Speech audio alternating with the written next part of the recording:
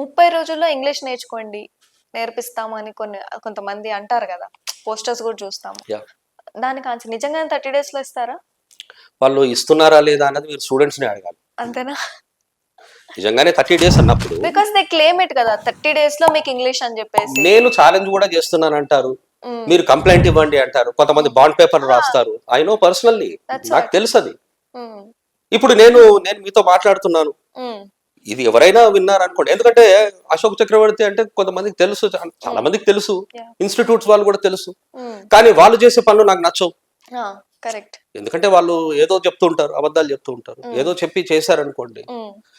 నా గురించి వాళ్ళు అనుకోవచ్చు అనమాట. ఇదిగో ఈసారి నా గురించే మాట్లాడుతున్నాడు. హ్మ్. ఏమైనా ఒకవేళ రాంగ్ కామెంట్ వచ్చింది, నెగటివ్ కామెంట్ వచ్చిందంటే ఖచ్చితంగా అక్కడ ఉండి ఏదైనా వచ్చి ఉండాలి. హ్మ్.